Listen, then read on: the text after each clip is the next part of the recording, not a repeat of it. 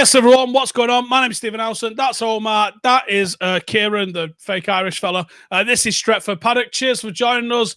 How are y'all doing? Might actually have some news for like what feels like the first time in many a week. Let's be honest, it's been a bloody long old time, hasn't it? Premier League is, I mean, it was so on the cards anyway. No one's really surprised, but Premier League is properly coming back now. We have a schedule. We know which games are going to be on TV. It's back, baby. Oh, how long has it been now since? Because the last game United played, and it's kind of weird to say, was the last game, wasn't it? And how long ago does that feel now? How long ago does that feel? Like literally. So long. Oh, I'm so happy. I'm so happy. Yeah, I'm so happy we're going to get like proper football back as well. Watching it in England, it's going to be so fun. But I think, what's United's first game? I think it's Hang on. Spurs. Can you hear that? What? I hear birds chirping, but I'm fairly sure it's outside my window. No. Yeah. Well, there's a fucking Apache helicopter in my garden just then. I do. Just the norm. Just the norm during that game. Is that following me? That's my old squadron. You have a tinfoil hat on, do you? No, I got my body armor in the garden though, just in case the zombies come. That was weird. You never see fucking patches around here. Okay, anyway, so yeah, football's back. Have you seen the schedule? Yeah, what was it? Arsenal, Man City? 10 hours of football a day over the weekend and 2 matches every other day. Yeah, Simon Stone literally just tweeted there about it's about an hour ago now, via Dan Rowan of the BBC. It's like Premier League season is set to restart on the 17th of June with Villa, Sheffield United and City and Arsenal. The BBC has learned full fixture list would then be played on the weekend of the June 19th, 20th, 21st. Clubs still discussing the idea, but apparently it's all been agreed in principle now. So you'd imagine there's going to be a big congestion of football fixtures coming our way.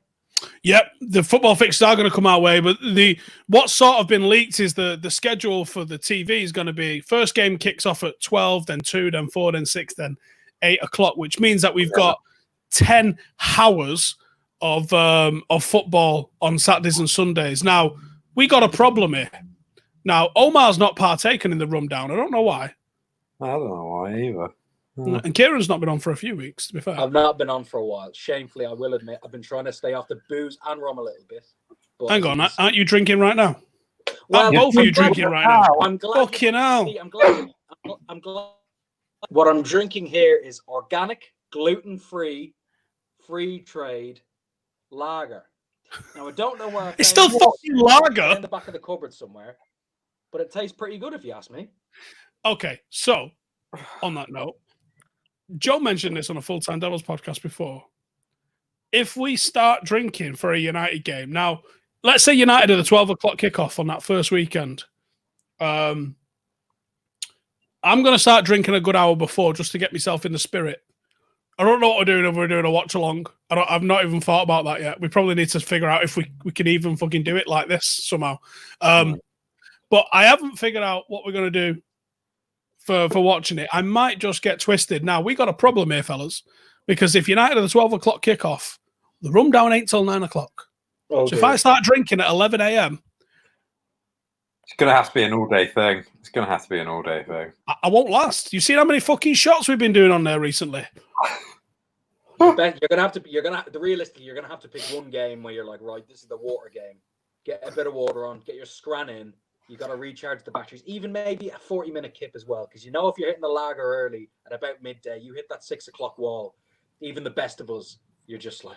Yeah, we're going to have to just keep ordering takeaway all day long. Just have it like a train coming through just to keep it going. Oliver says maybe have to ban the shots. We're going to have to ban the shots. We're not going to have any shot. If we start drinking in the 8 a.m., then by 10 p.m., 11 p.m., midnight, by the time these have been finishing, Jesus Christ. That's an early bedtime, I think. That's an early bedtime. I might as well book myself a fucking bed at A&E. It'll be fun, though. Be a night to remember. Or not. No, here's the thing. Will I be drunker or soberer than the LASK game? The last game, the last game was a bit messy, but I regret not being there for the Tranmere game because that just seemed like there's tiers to this. And I think Tranmere has kind of set the benchmark at this stage for messiness. So there's got to be expectations to exceed that when the football's back. There has to be. Right. Someone in the comments here is saying you shouldn't be promoting alcoholism through a sport. Look, mate, we watch football and we get drunk. You got a problem with that? Go find some fucking boring drip to watch instead, because we're fucking real. And guess what? We fucking watch football and we have a fucking beer while we're doing it. So if you don't like that, go fuck yourself. Straight. Everything in moderation, and in sometimes a little bit of excess is fine. In fact, excess is good for you now. And it's fucking good to have a blowout every now and then. Like, for the Tranmere game, I think I was like, I haven't been drunk in ages. I'm going to get drunk. Guess what? Got drunk. Sorted. It was a fucking top laugh. Same with the LASK game. I don't know what happened with that. I think we started drinking early at like 3 in the afternoon for, well, I don't know. It was March. Was it an early kickoff for the last? It was March, wasn't it? It was, yeah, March. Was that an early kickoff for the last game? It was, because we ended up going to the Fitzroy in Droylsden, just fucking twisted, and it was still only like 8:30. What's United's first game? Is it Spurs away? Yeah. Wow. We have. You don't want to. Yeah, I mean, you don't want to. You don't want to face Jose after something like this, because this sneaky little bastard will have something up his sleeve. I'm sure of it. Yeah, literally.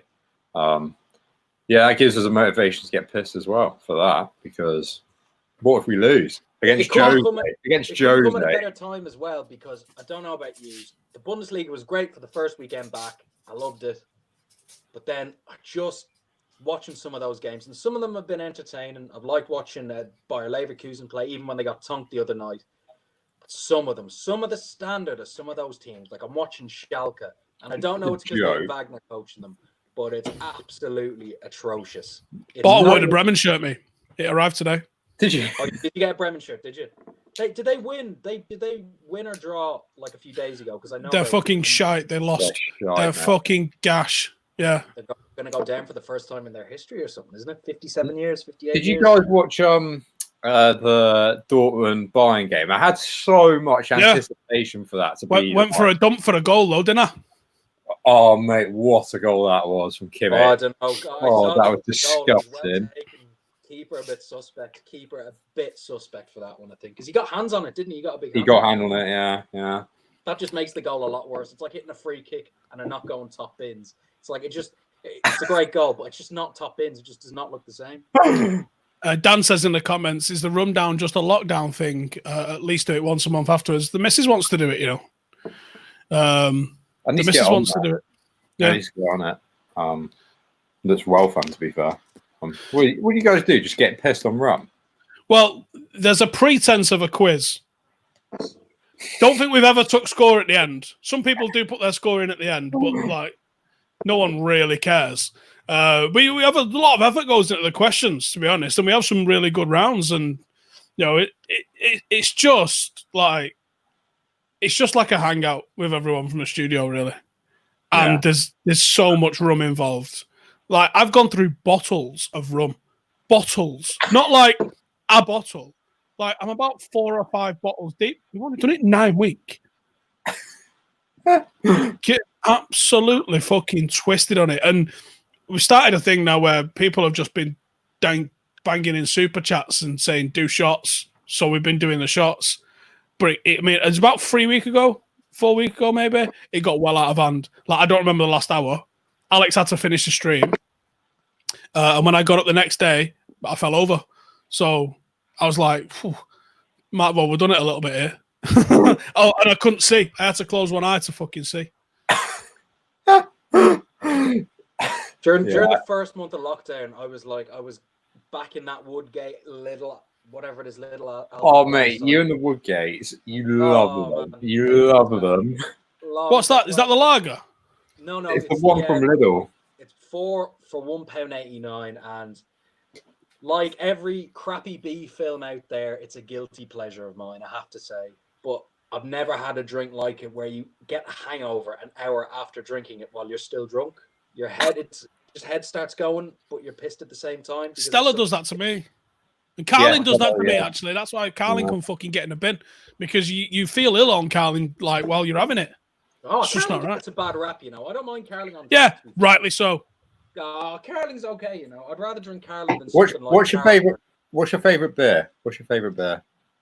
I love Hop House myself. Hop House. A bit of a Hop House Heineken and a small stubby. Heineken has to be in a small one as well for Steve. I've never seen. Fucking hell. Yeah, you can't because it gets warm. You got to make it. Duo, do you know what? Like, this has happened a couple of times. Can you send me an extra Paddock? Oh, Steve, mate. Lucky them, though. Mate, there's at least probably 5 people this fucking week that have done that. The merch, when we originally set it all up, was an absolute nightmare to organise with Pitch Hero. One of the reasons why we're having a new site, to be honest, is because of that. We moved it over to Big Cartel. Then the fucking shutdown happened. Umbro furloughed a lot of staff. They've now come back in, and they're catching up on the orders that we'd already made, but not everything's come in quickly. You know, it's a fucking nightmare. But on top of that, we also had fucking Mitz and Mitch doing the mail, and it didn't go to plan. But now we have like an actual system with mail. With we have a Royal Mail account where it's tracked and signed for, and you know, at least all that sort of stuff. But some stuff's gone tits up. What did you say? Away shirt. The away shirt's not. I got the away shirt yesterday. Actually, the sample of. The white one or what's it like in person? Not a black one. What's it like in person? I'm making some tweaks to it. Oh, really? I'm making some tweaks to it. I'm also thinking about putting either a phrase on it or something. Do like a nice, because the gold embroidery is. Hang on. Oh, here we go. Oh, here we go. World exclusive. Here we go. Talk about this is a real kit reveal right here. To be fair, from the photos, it did look well nice. Like the gold embroidery looked unbelievable. There's all this. I haven't seen the new United kit because people keep posting up different ones. I don't know what they're going to get. Should I full screen myself for this? You ready? Yeah, he's going full screen. Just show you that. Oh, oh yeah. Oh. Oh. That's just a taster. Just a taster. Oh. Yeah. I'm thinking the gold embroidery is in person. It does shimmer. What I'm thinking is, here's what I'm thinking: up the paddock on the nape of the neck, or an 0161 on the fucking bottom of it somewhere. That's what I'm thinking. That'd be jokes. 0161 on the bottom. Right. If you want the away shirt, here's the crack. If you are one of our YouTube members, the Legends tier, you slags will be getting it sent direct to you on the 1st of July. So hopefully by like the 3rd of July, y'all will just have it. It'll be there in a box arriving at your house. If you are one of my Patreon members or on any of the other tiers on the YouTube memberships, we will send you a link. And you guys will be able to buy one if you want one. And you guys will be able to do that for a month from the 1st of July until the 31st of July before we let the rest of the unwashed public have a go. Umbro are smashing it at the moment, to be fair. I've just seen as well, they got I think they've just signed to be the England rugby. Yeah, the England rugby kit, yeah. Yeah. Which is going to be very interesting because they could be very nice. Umbro make a rugby kit, and because Umbro is clean simplicity, it's going to look. Well, they used to do rugby league kits, very good rugby league kits back in the 80s. Some real vintage belters that they used to make, like Great Britain and stuff like that. Wicked ones. I think I've got one. In fact, Joe put it on, didn't he? Our members will have seen it. Joe went and got it on for one of the off the record podcasts. But yeah, if you want that, Legends will be getting it. Patreon members of mine and Paddock's YouTube members that aren't the Legends tier, you guys will be getting a link. So it'll be going on sale for you guys. Not public. So if you follow the link, you'll be able to get it, but it won't be publicly available. It'll be hidden for everyone else.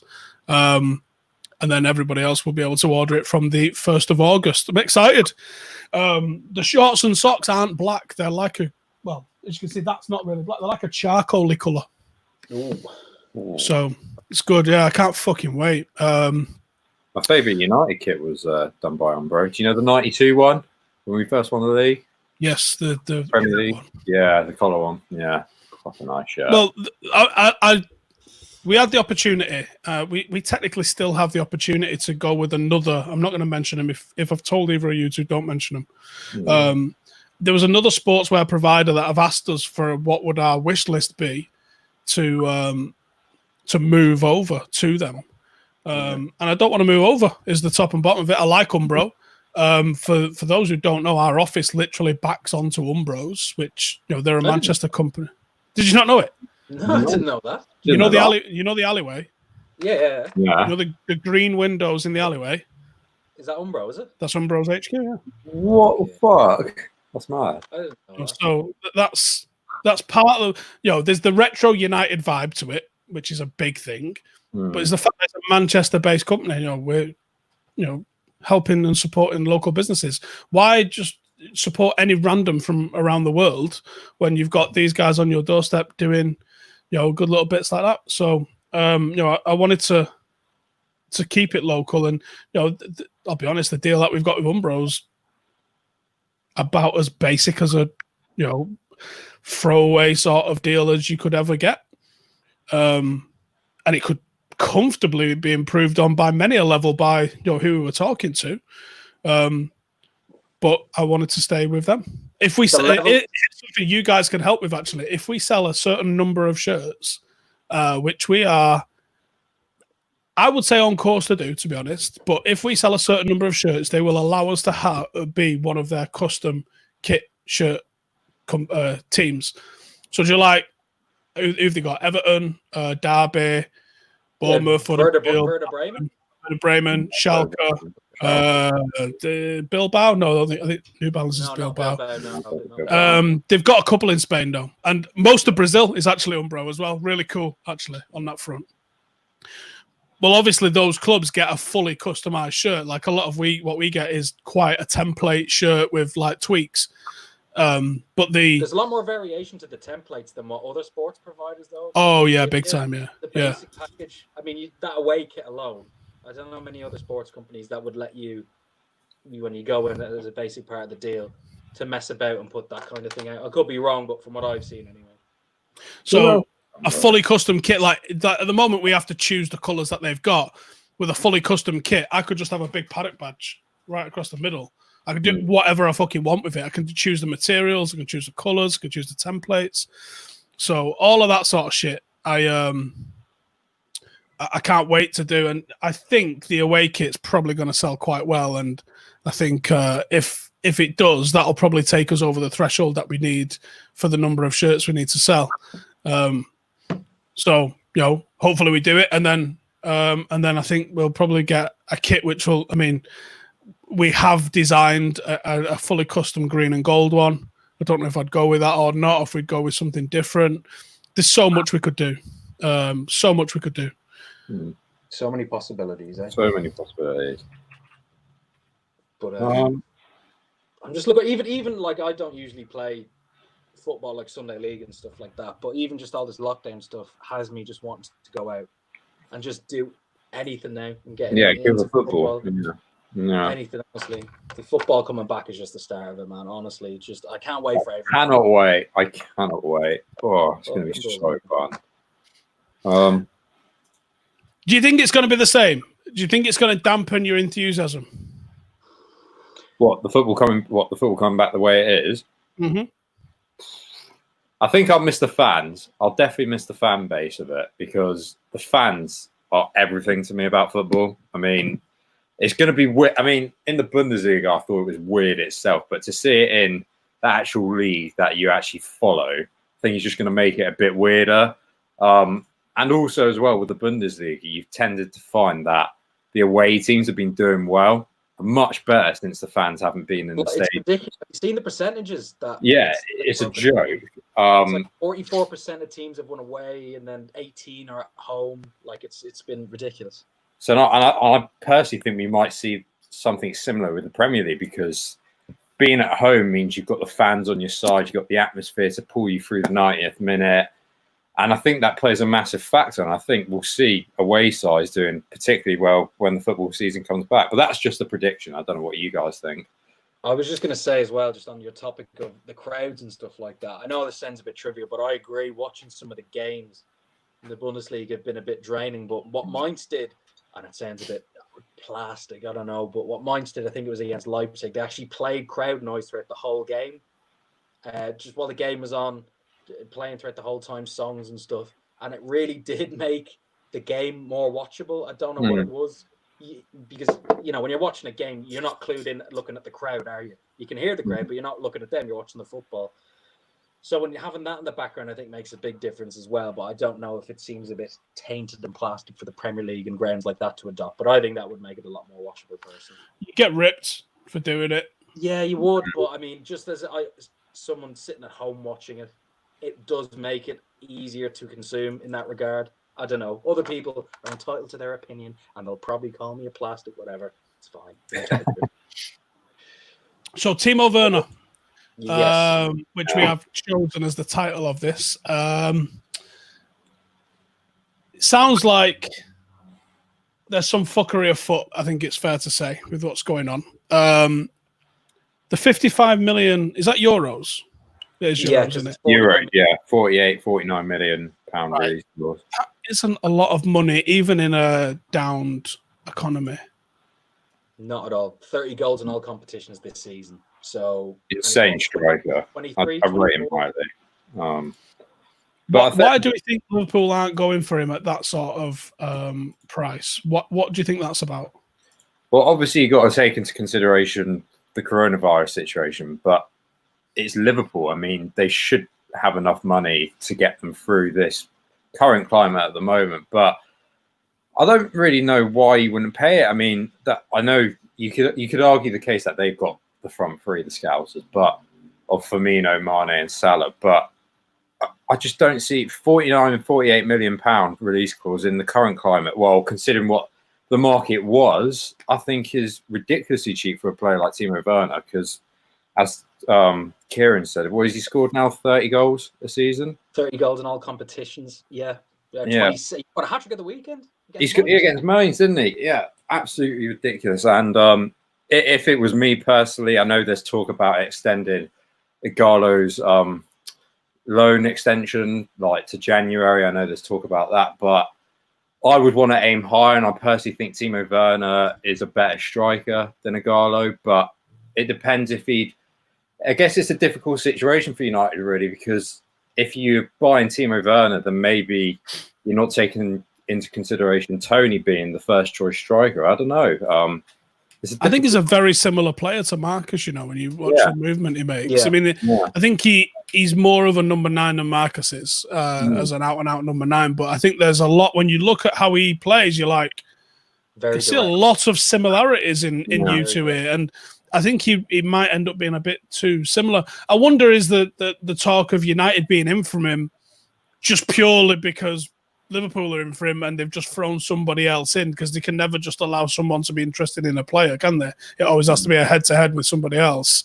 And the price is nonsense for me.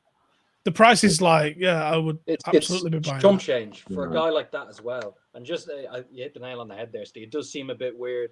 They're just throwing names in it for the sake of it, because it seemed almost a foregone conclusion that if he was going to go to anyone, it was going to be Liverpool. I'm pretty sure, don't quote me verbatim, but basically he said if he was going to leave Leipzig for anyone, he would want to play for Liverpool. He loves the style of play.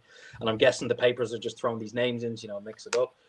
And the only reason I can see Liverpool maybe not going for him is because maybe Klopp feels anyway, that, he's got a good thing going with Firmino, who's a very unique and distinctive front man. He's not an out-and-out striker who's playing that number 9 role and isn't getting 30 goals a season like Werner isn't often plays to cater to Mane and Salah. And I don't know why he's hesitant on bringing him in.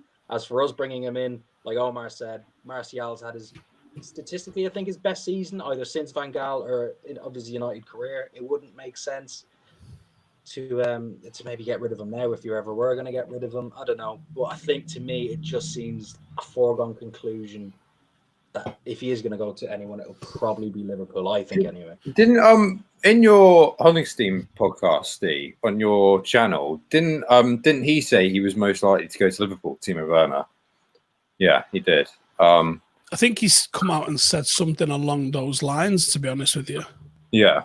Yes, And so I still think he'll go to Liverpool because obviously he's got that connection with Klopp. He's in interviews, he's already stated his admiration for Klopp and like Liverpool being linked to them. And I personally don't think there's any being real concrete links to United, to be honest with you. I just think, as you said, no, Steve, I don't. I think it's a case of someone's interested in him. Let's double the readership by linking him somewhere else. And I see, we have to talk about it because other people are reporting it. Unfortunately, that's the world we're in. But for me, it almost wouldn't make sense. Like if we're saying 20 million's too much to spend on Ighalo, well, I think Ighalo brings a certain type of play that I think we need. I think he's proved that we need it with his performances. With Timo Werner, I think he fits very much into the mold of a dribbling forward. We've got two of those in Martial and Rashford. He's better in the air than either, I would say. I think that's be fair to say. He's probably a little bit more two-footed than either of them are as well. But ultimately, he's in that mold. I don't think he breaks the mold in the way Ighalo would or somebody else would.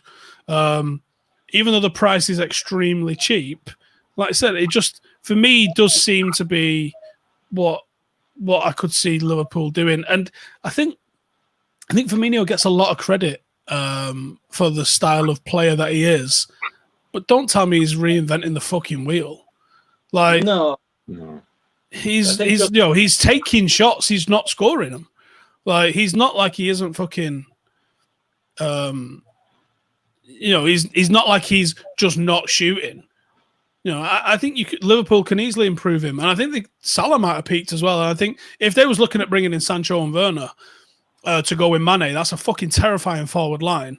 And I would be very happy to see them not sign any of those, to be honest with you.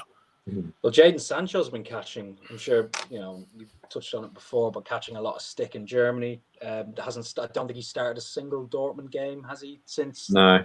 back at the league?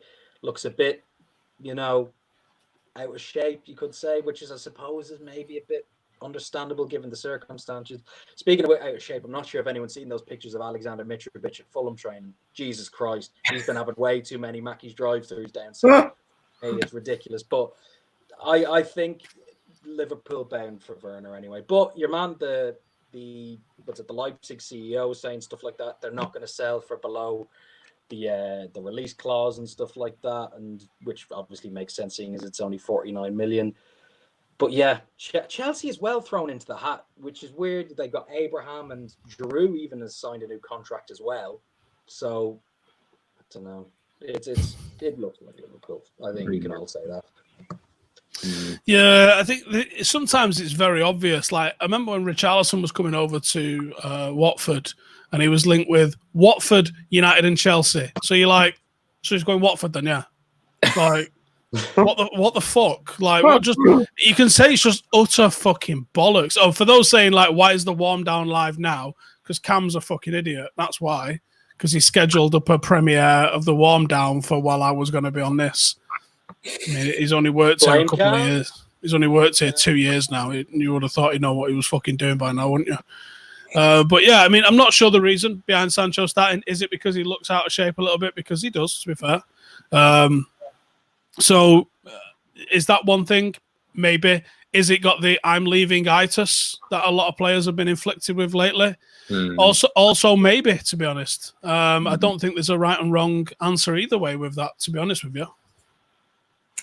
Yeah, it's a weird one. I mean, with Sancho, I think he was injured. I think he was injured before the first game against Schalke. I think Dortmund had Schalke.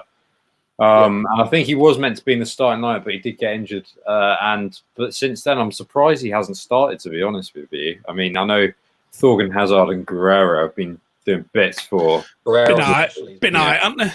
Yeah, they've been proper good. But I think Sancho got one assist since he's been back. I think it was for a Hazard goal. I can't remember against what side. But yeah, as you said, Steve, I think he's got that bit of that leaving feeling. I mean, if you go into a pandemic and then you get all these rumours coming up about you, talking about you going to United, and from credible journalists as well, I mean, it's obviously going to be playing on your mind a bit, surely, isn't it? I mean, yeah, you think so? Yeah, but whether he comes to United is a different issue. I mean, I hope he does, but I guess it depends on the asking price from Dortmund, really, doesn't it? Bang some questions in. What's your thoughts, everyone? Do we think the Werner stuff is just balls?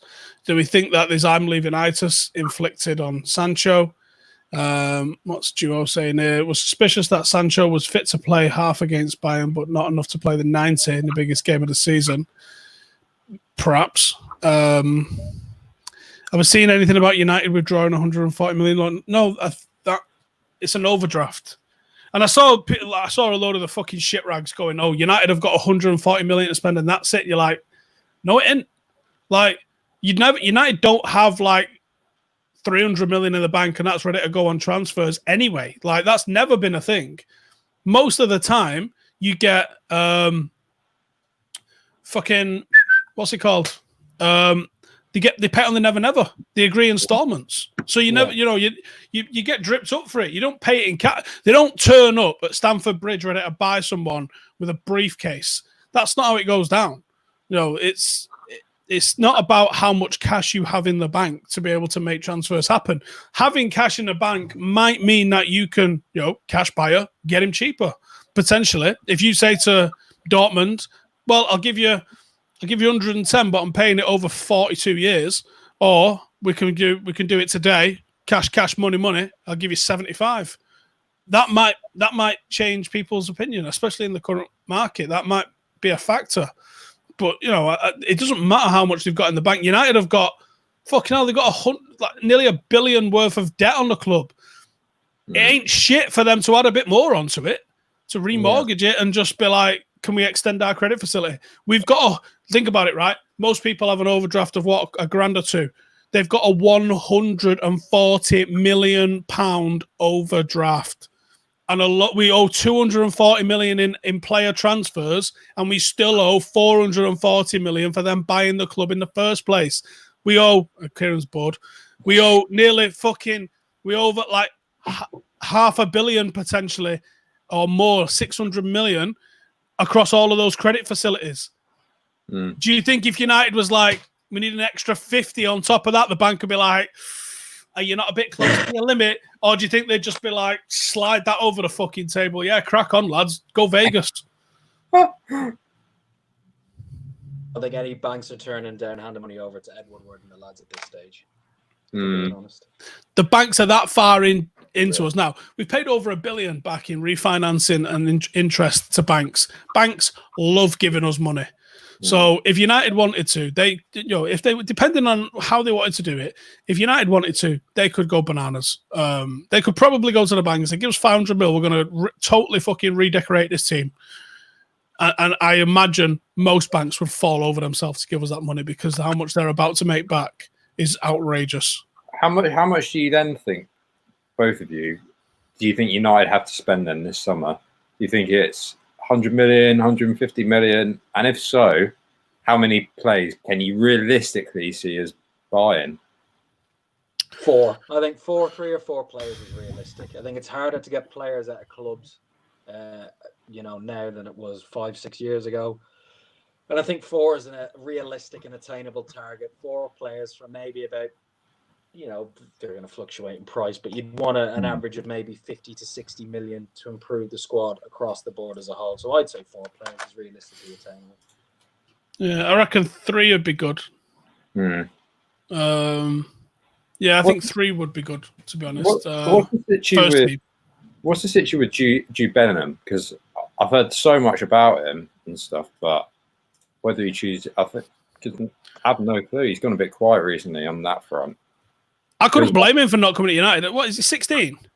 16, 17, yeah. Don't sign for United at 16, 17. This is Odegaard all over again. Go to a second-tier team. So go wherever's promising you the most minutes and play. Because you'll be in a good team. Well. Yeah, you'll be in a good team. You're going to move, so you're going to be in a good team. go to wherever's going to play you most, because that's how you develop. Mm. Don't go over them. Like, Odegaard was obviously a good player making his debut. Was he 14 when he made his debut? Fuck him. Playing regular in the first team. Gets a move to Real Madrid. Everybody knew that was a bad move. Mm. That was and then it took him. The thing though, I think there's a lot that will come out about that move in a few years. I've seen stuff that was Perez who wanted to sign him as a publicity stunt for the club, and like I think it was Ancelotti at the time. I think it was a Madrid coach who was like, why this kid's not? I don't want him.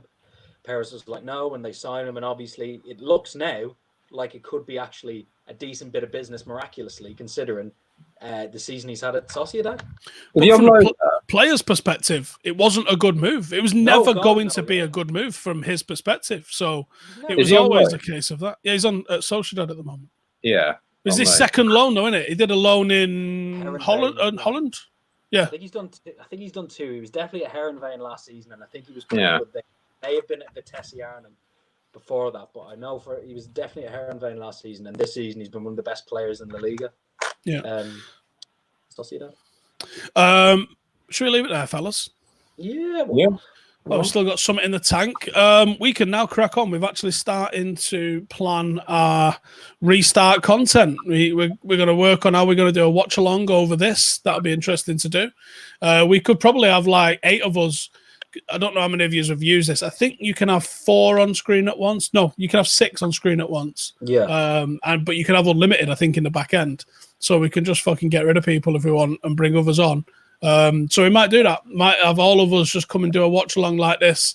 And you can have multiple people log in and like produce it. So we could potentially get Cam in, updating a score and all that kind of shit with the overlays and graphics, and we're gonna have to try and do a watch along. I think how that works, we'll have to figure it out.